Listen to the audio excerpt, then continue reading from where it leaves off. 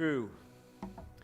That's the theme I've picked. When I heard that song, it just resonated. You know, there's so many people that wonder at Christmas time, is it real?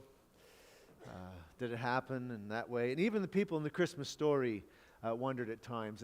And Luke wrote his gospel. He wrote his account of the life of Jesus to convince people and tell people it really was true. It really did happen. And so he gave us the details about it. It's a question, though. Could it be true? And sometimes questions, depending on how they're asked, can communicate something. Like someone can ask you a question and you can feel threatened and maybe even put on the defensive just by the question.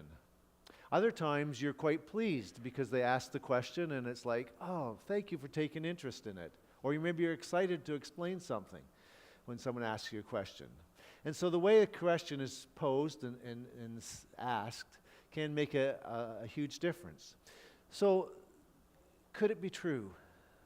Is really a posture of searching and seeking.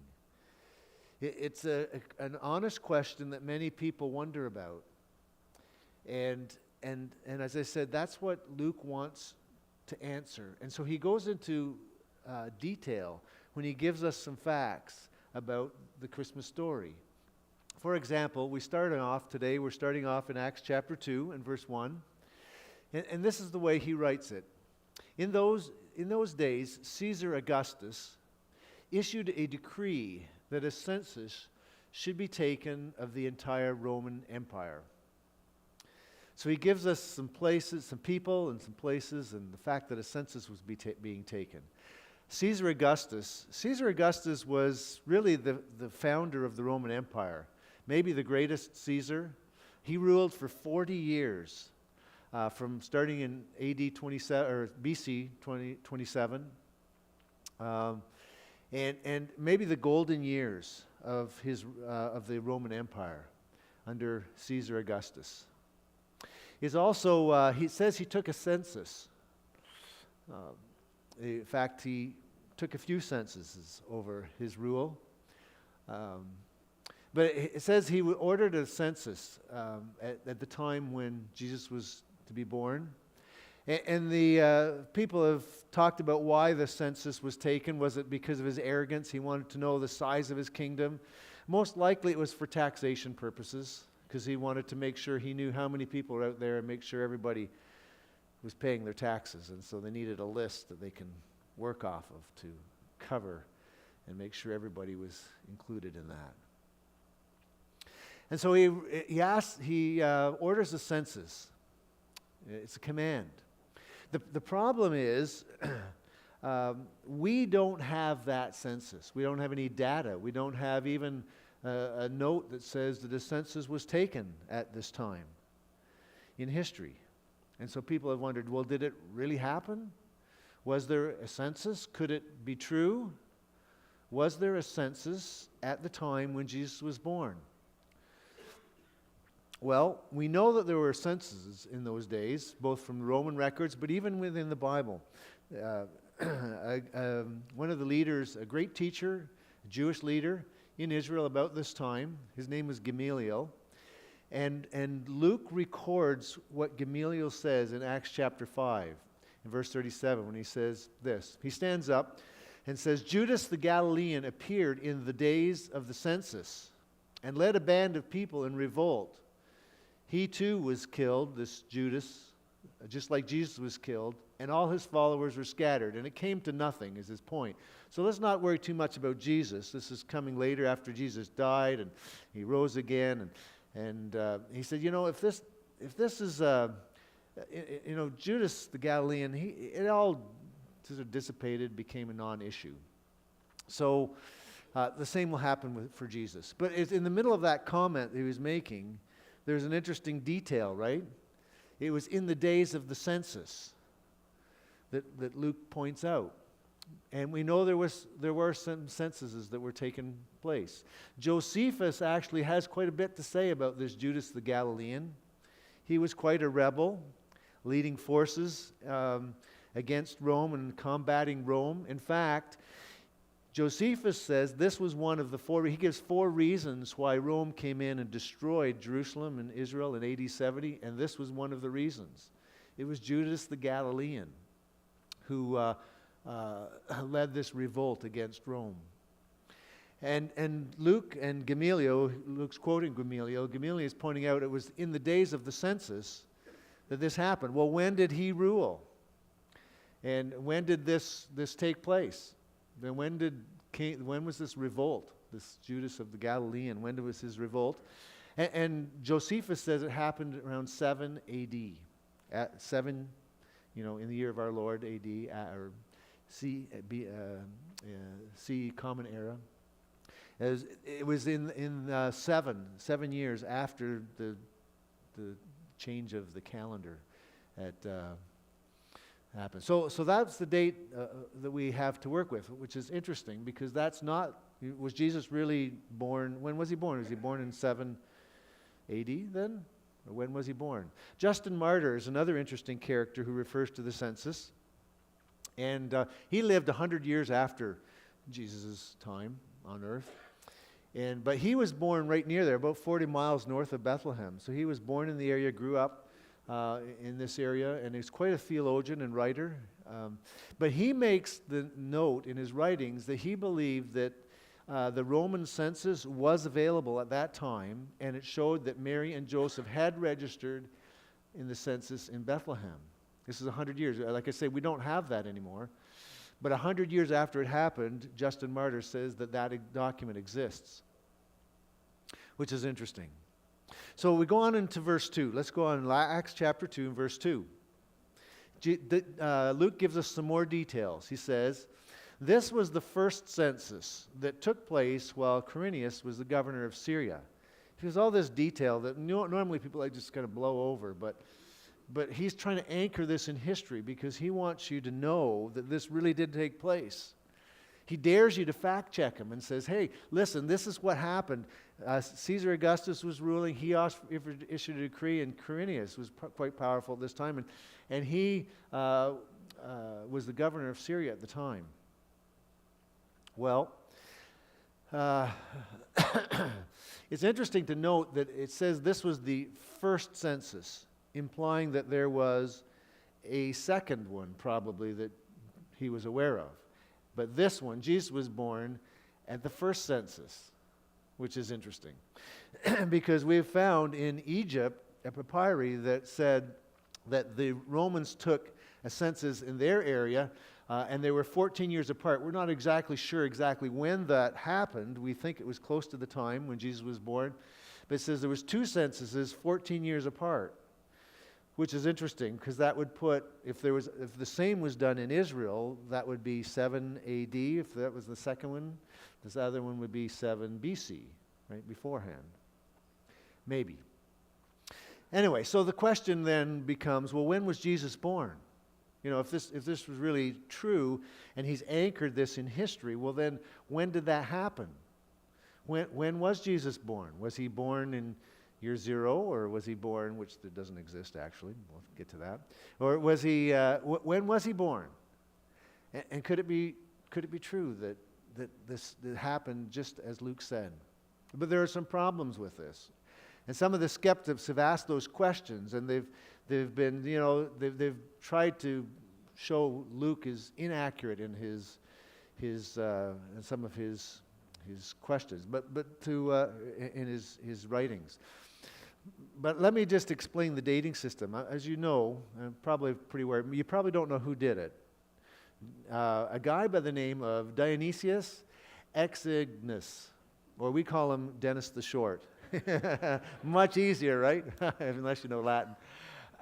But Dennis the Short was a monk. He lived about 500 years after Jesus. And he's the guy who's responsible for our modern calendar. He did extensive research and took all of history, all the significant events in the life of Rome and Greek, and laid out a map of all the events, a timeline, kind of the first one to do it, a timeline of all the significant historical events. And then he said, what's the greatest event of them all? Because we need a landmark. We need a point of reference, a ground zero where we can start everything. And then everything before that and after that would be, we could date it from that. So he as he looked at it and looked at all the events in history, decided the biggest event and the landmark event was the birth of Jesus. And so he used that for the modern calendar. So we're coming to the end of 2024. Well, that means that, right, Christ was born 2,024 years ago, right? So our calendar is based off of this. Our entire dating system was based off of the work of Dionysius Exiguus. So, was he right? And did he get his dates right? Because we don't really know for sure when Jesus was born. But the assumption is that he was scholarly. We don't know how he did. We don't even know his work, but he did a scholarly timeline that seems to be pretty accurate in most of its cases. And he seemed to also have access to the Vatican Library, one of the largest in the world, to do his research. But did he have access to the original census and when it was taken? We don't know. So we're not exactly sure. But here are some of the problems with the dating system. And first of all, Herod the Great, the guy that tried to kill Jesus, that the wise men came and visited? Well, he died in 4 BC, before Jesus was even born. So how do you explain that? At least that's the best guess we have on when he died, during a lunar eclipse, total eclipse, in the same year as the lunar eclipse. History says, and we can date that even. Another problem was the census. As I said, the census that took place during Judas's revolt, which was around 6 A.D., and Quirinius was governor. This is another interesting that I haven't mentioned yet. Quirinius was governor of Syria only for a short time, around 6-7 A.D. So the question is, was Jesus born then in 6 A.D.? Right? Or was he born, he would have had to be before Herod died, so probably around 6 or 7 BC. Which is interesting because that Greek papyrus says about 14 years apart, the census. So where was Jesus born? And the thing is, we don't know for sure. Most scholarly people say, well, it was probably around 5 to 7 BC.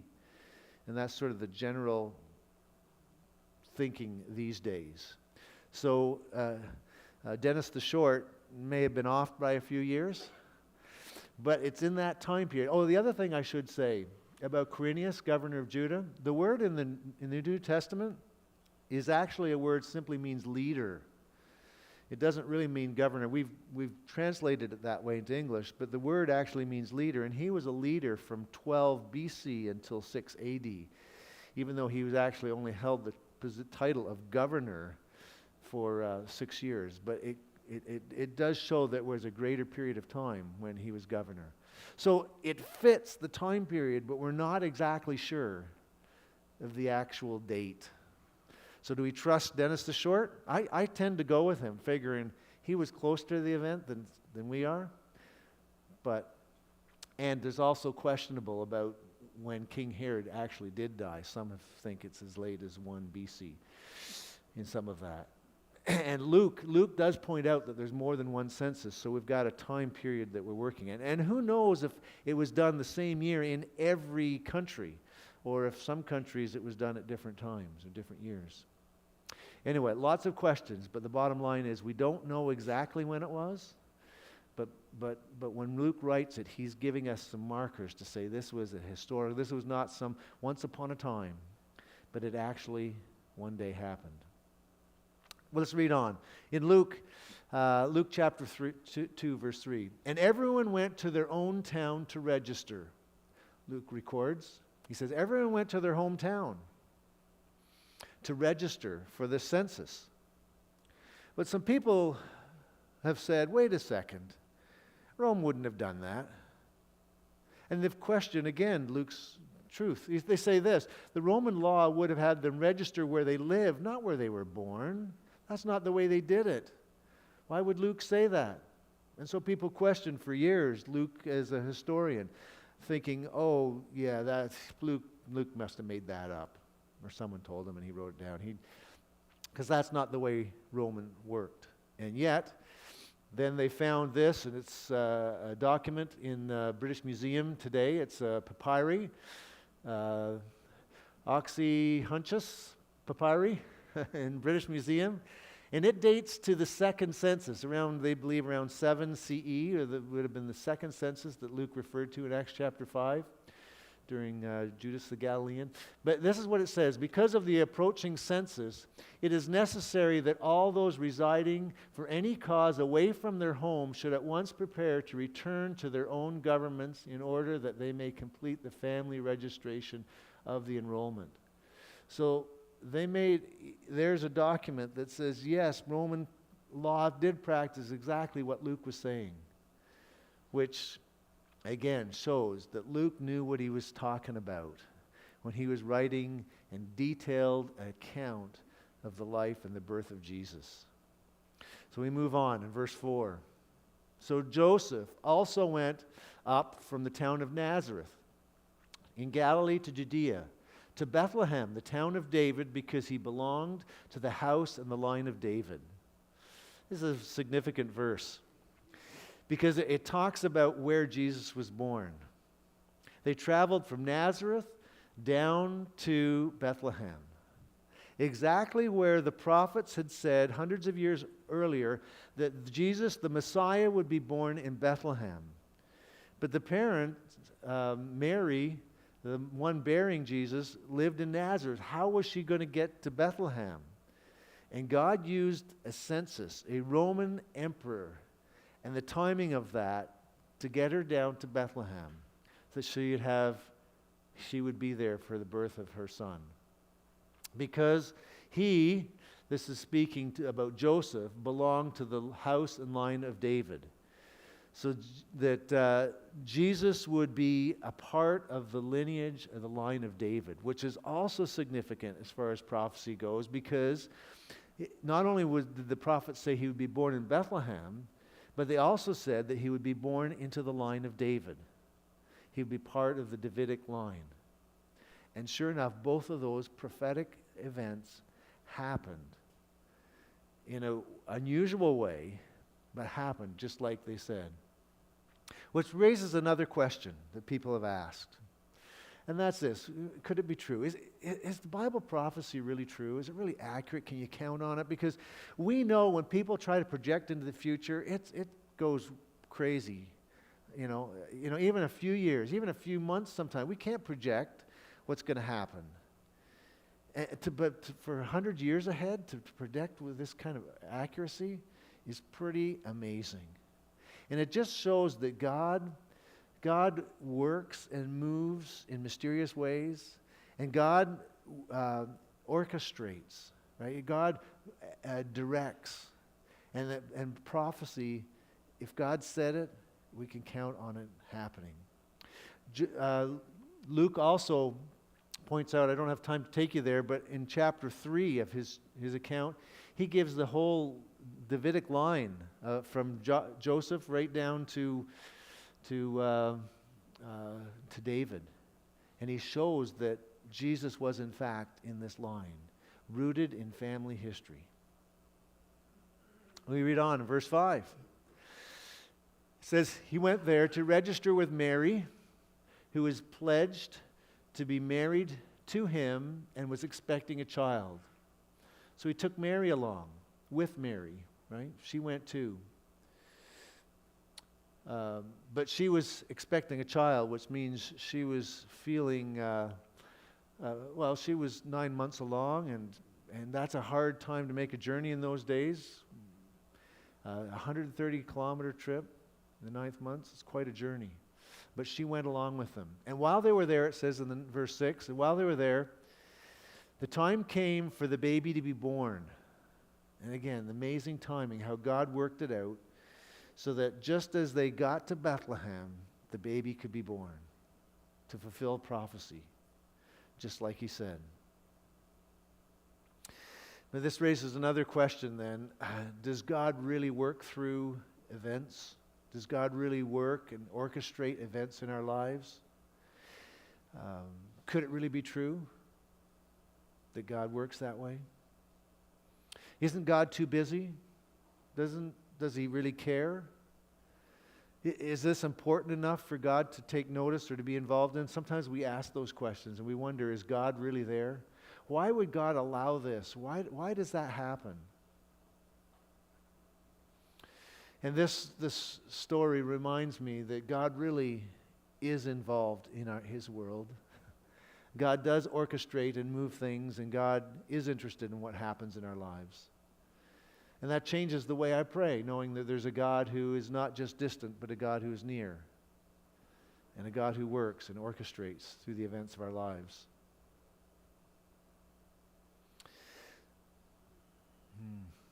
I got a phone call this week from a pastor who wanted to interview Kennedy Foster, who used to be on staff here as a youth pastor. I was doing a reference for him.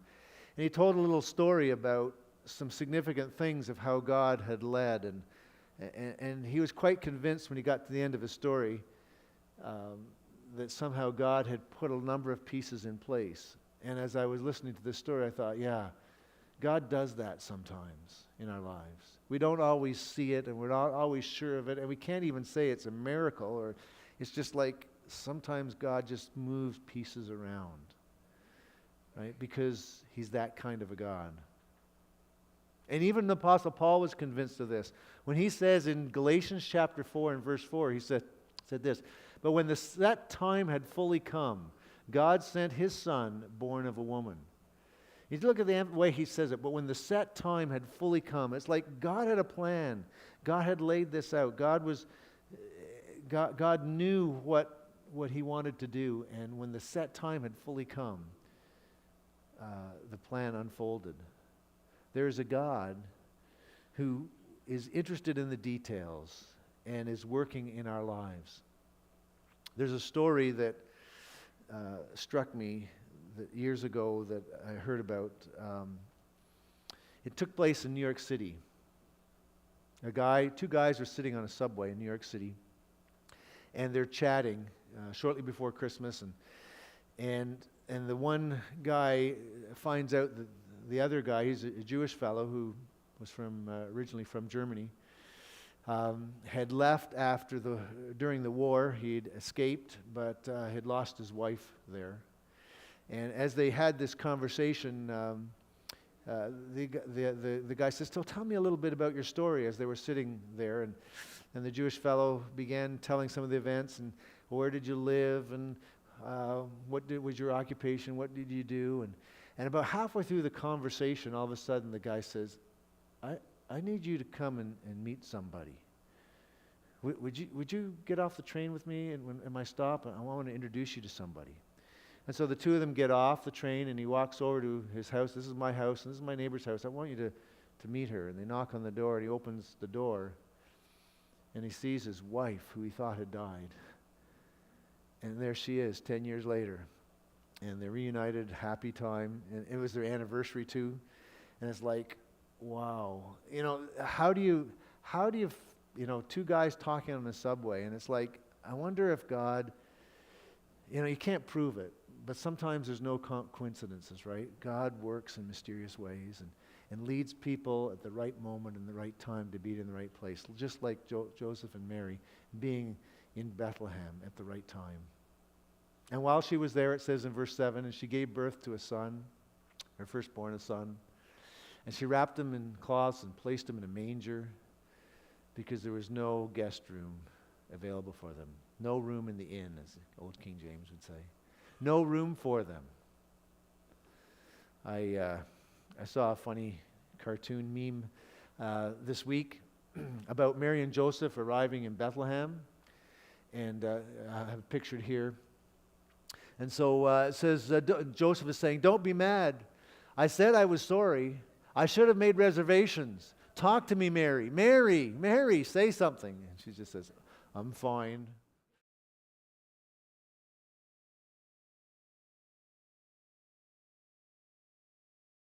Yes, no, that had nothing to do with the song Silent Night, but it's still funny. If you've ever had the silent treatment before from your spouse, that's funny, right?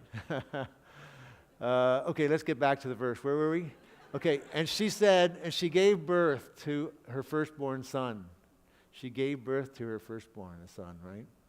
That's a significant moment. Think about that. There they were, no place to stay. They find a cave or somewhere where animals were, and she gives birth to her son and lays him in a manger, wraps him up, because they have no room, no place to stay. You know, as I think about this, is kind of the significant verse in this whole section. Luke spends 2 chapters focusing on this. This is a big deal to him. And right here is the note that God was born into this world. Pretty significant moment. I watched The Grinch this week. Anyone? Yeah, my wife, that's I think one of her favorite. The short old one, right? The How the Grinch Stole Christmas, and the cartoon one from Dr. Seuss. And there's that classic line in that, right? There's when he's stolen all the Whoville's gifts and toys and trees and decorations, and he goes up the mountain, right? And his heart grows he comes to realization, right? First, and he stands there and he hears them singing down below, and he realized he didn't take Christmas at all. He thought he was stealing Christmas from them. And then he says that famous line, it came without ribbons. It came without tags. It came without packages, boxes, and bags. And he says, maybe Christmas, after all, doesn't come from a store. Perhaps it means just a little bit more. And then it kind of leaves it there, and his heart grows, and he saves the day. But there's that mysterious moment when he doesn't really tell you what the more is, but you know that Christmas is more than all the commercialism, all the gifts and bags and packages and trees. There's something else. That God came into this world. That God was the one who and we celebrate the birth of Jesus at Christmas time. The new Grinch has a different story. If you watch the Grinch with the characters and that was done, and it gets to Christmas morning, and everybody's upset in that. The Who's are all upset because everyone stole their Christmas. It takes Cindy Lou, right, to convince everybody that, Christmas is about more than just, the packages and bags. It's about family. And you walk away and say, well, that's not what Christmas is about. I mean, that's nice, but Christmas is about Jesus. But Hollywood sometimes has a way of taking that story away. And the busyness of our season takes that truth away. And that's why we need to be reminded that at the center of Christmas is Mary giving birth to a son. And so I want to wrap it up this morning with this thought. How do we put Christ back in the center of Christmas? I like what Dennis the Short did, right? He looked at all of history and said, what's the central event? What's the landmark event? And he said, the birth of Jesus. It was God coming into this world that changed everything. And I wonder, and I look at Luke. Luke, as I said, spent 2 chapters of his story of Jesus all focused on the events around the birth of Jesus, because he knew that was so significant. And is that true for you, and is it true for me in our life and our busyness? We forget how significant that moment was. So how do we put Christ back in the center? Well, we can celebrate his birth. We're not just celebrating Christmas, we're celebrating the birth of Jesus. So if you have young kids, maybe reenact the story. Or maybe sit back like Pam and I watched, for King and Country the drummer boy, maybe some of you have seen that Christmas special that's new this year. It's pretty cool. Maybe there's some things like that that just helps you to refocus. One thing I've done with my grandkids this year is when they come over, I've had them all over in our Christmas tree. I have a favorite ornament, and I tell them that. It's a big deal, and they're starting to get it. The older ones, oh yeah, I remember that from last year. But they're young enough, it's like, and my favorite ornament is like a little walnut and on the tree that's hanging there, and I take it over and they show it. It looks kind of plain, and I pull it down, and then I say, now what's inside this walnut is the whole purpose of this is what Christmas is all about. And they're looking at what's inside, and I open it up, and there's little baby Jesus inside. And so that's the one of the ways that help communicate. But how do you put Christ? How do you do it? What do you do to remember and celebrate His birth at Christmas? A second thing is to give and forgive. It's a season of generosity because God gave His Son into our world, and we talk about the wise men coming and giving, and it's just it's a spirit of generosity, and we've captured that, we've commercialized it, made a big deal of it. But what can we give? I had the privilege last week. We gave out some of those gift cards to, and some of you took them too, and I took a card and gave it to a young girl that was going through some real health challenges and financial challenges. And she was just so appreciative. And it's like, that's what the Christmas season is about, right? It's finding ways to help and love and to reach out to people. I had we're dog sitting for somebody right now. And the guy, when he dropped his dog, was telling me, I said, where are you going? They're gone for 2 weeks over Christmas. He says, we're heading to France. I said, oh, that's wonderful. He says, yeah, we're looking forward to it. My wife has never been, and he's come over. He got married here, and we're going back. He says, I'm going to show her my home ground and my old stomping ground, introduce them to some friends. And I said, oh, that's wonderful. He says, yeah, the only downside, he said, is my parents don't want to meet her. And it's like, oh. And he said, yeah, they haven't spoken to me for 8 years. Ever since I broke up with my girlfriend over in France and moved to Canada and married, they don't. And it's like, oh, hopefully at Christmas time they'll change and understand the spirit of the season about Jesus coming into the world to forgive sin, to forgive us.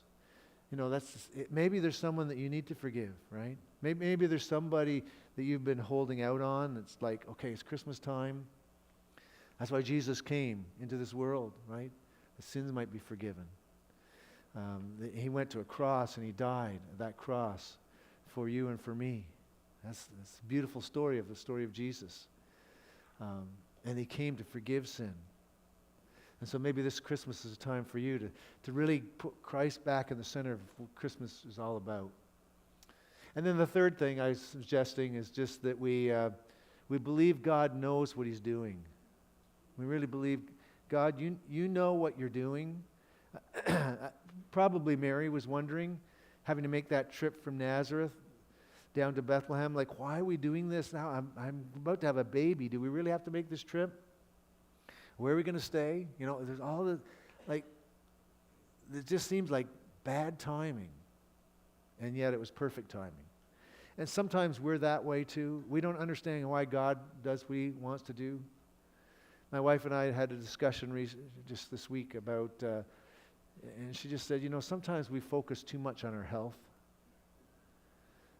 And health is a good thing. But we forget that there's a God in heaven who can't wait to see us, right? And to see Him face to face. And we lose our priority and perspective sometimes in this world. And but believe that God knows what He's doing when stuff happens in our world. And we may not understand it all, but we can trust and believe in the fact that God is orchestrating the events and He knows what He's doing. So as we go into the Christmas season, maybe for you it's coming to grips with something that haven't been happy about, and something that you've been struggling with. You just say, God, I'm going to trust You anyway, even though I don't understand it, because I want to honor You, because I know that's the way Mary and Joseph believed You even when they didn't understand it. Let's pray. Our Father in heaven, I just pray that maybe we would be able to put Christ back in the center of Christmas. We may have our questions, and we may have our doubts, and we may wonder why things happen. And Luke tried to address some of those, but there's way more questions that we have. And there's things we wonder about. God, I just pray that you would be near to each one of the people here, that you would help them to trust you and walk with you. Lord, I just pray that this Christmas would be different, that they would be able to celebrate it and know that you are there and that you love them and you walk with them and you care about them. Lord, we want to celebrate you well. You are the great God. And to come before you and come and to talk with you, knowing you hear our prayer and you know our hearts. God, we just want you to be the center. We want you to have first place this Christmas. In Jesus' name.